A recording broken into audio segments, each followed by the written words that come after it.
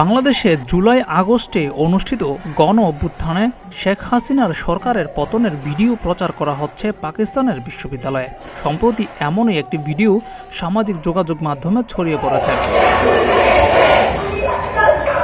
গত জুলাইয়ে শেখ হাসিনার সরকারের বিরুদ্ধে আন্দোলন শুরু করেছিল বাংলাদেশের ছাত্র জনতা। এরপর সেটা ধীরে ধীরে গণ অভ্যুত্থানে রূপ নেয়। একটা সময় আর ক্ষমতায় টিকতে না পেরে দেশ থেকে পালিয়ে যান শেখ হাসিনা। বাংলাদেশের এই অভ্যুত্থানের পর পাকিস্তানের জনগণও রাস্তায় নেমে এসেছিল। তারা ইমরান খানকে মুক্তির দাবিতে রাস্তায় আন্দোলন করেছিল। সেই সময় আন্দোলনে তারা বাংলাদেশের নামে স্লোগান তুলেছিল। বাংলাদেশ থেকে অনুপ্রাণিত হওয়ার কথাও তারা বলেছিল।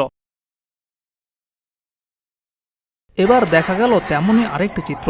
পাকিস্তানের বিশ্ববিদ্যালয়ে দেখানো হচ্ছে বাংলাদেশের গণ অভ্যুত্থানের ভিডিও, আর সেই ভিডিও ছড়িয়ে পড়ছে সামাজিক যোগাযোগ মাধ্যমগুলোতে। জিয়াউর রহমান, প্রতিদিনের বাংলাদেশ।